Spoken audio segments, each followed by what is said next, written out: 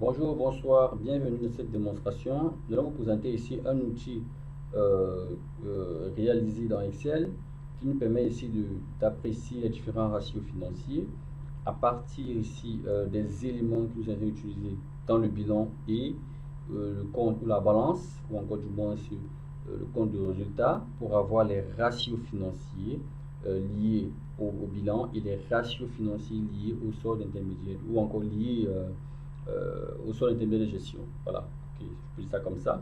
Vous avez la possibilité de choisir ici l'année en question et d'avoir l'information par rapport à cette année, d'apprécier les ratios, c'est-à-dire le fonds de roulement, la trésorerie nette, le besoin en fonds de roulement et d'avoir les interprétations qui viennent de façon automatique. Voilà, donc j'ai les éléments de l'actif et du passif qui me permettent ici de connaître, de savoir si effectivement l'entreprise est en très très bonne santé. Donc, je peux choisir ici une année, j'ai le rapport financier sur cette année-là, et automatiquement, j'ai mes interprétations, les appréciations de mes ratios qui me disent en fait si l'entreprise est en bonne santé. Là, j'ai l'emploi stable, ici j'ai la trésorerie active, j'ai ici le capitaux propre, j'ai le passif circulant, la trésorerie passive et bien d'autres. Et j'ai ici l'emploi stable, ici représente quels sont tous par rapport ici au total du bilan, ainsi que les capitaux propres. Ici, j'ai ici le taux okay, de chaque élément de l'actif et du passif. Et l'autonomie financière gère son ratio et son interprétation qui est automatique. Donc tout dépend ici de la situation actuelle du résultat. Donc ça veut dire que si le résultat n'est pas favorable, vous aurez ici un résultat intitulé qui dit voici ce ratio n'est pas parfait. Mais si c'est le cas, il mettra ratio parfait. Ok, comme vous constatez ici, vous avez les commentaires qui peuvent varier en fonction de l'année. Vous pouvez savoir ici quelle a été la performance l'année passée, l'année surpassée, voilà, donc les années antérieures en fait.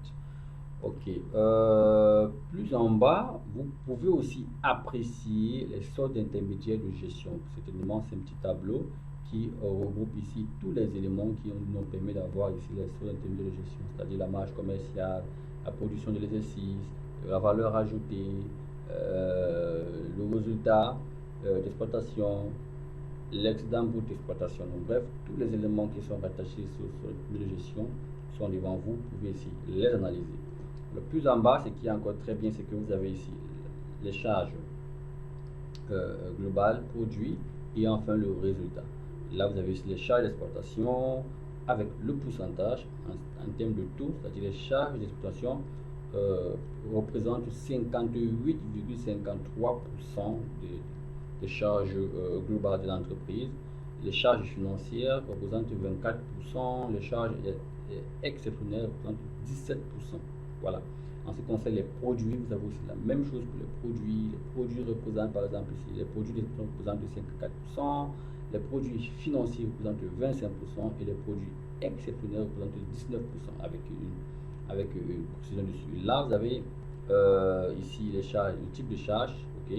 Vous avez ici les charges d'exploitation, financier et du moins exceptionnel, financier et exploitation.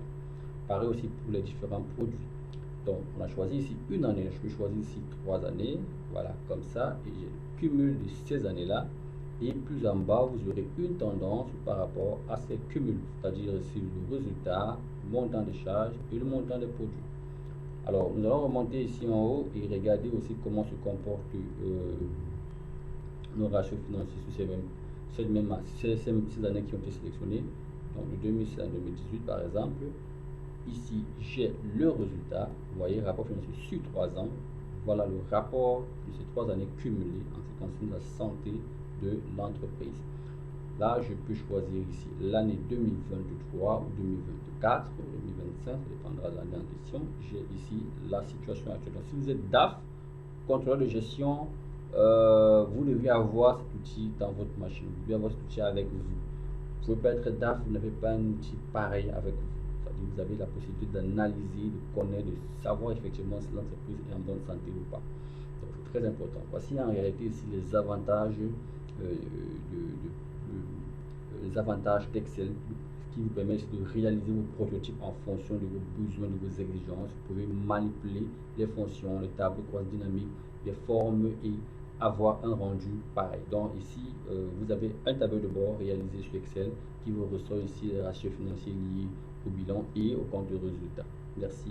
Et nous allons ici plus tard vous refaire d'autres présentations, d'autres prototypes que nous réalisons constamment avec Excel et voire Power BI pour que vous essayiez aussi de voir si cela est nécessaire dans votre entreprise.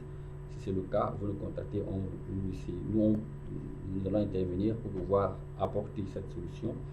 Si c'est que vous avez d'autres préoccupations, vous pouvez les poser et nous allons essayer de les résoudre facilement grâce aux différents outils dont vous avez ici eu le temps de pouvoir visualiser via nos différentes vidéos. Donc, merci bien et nous disons à très bientôt pour d'autres présentations.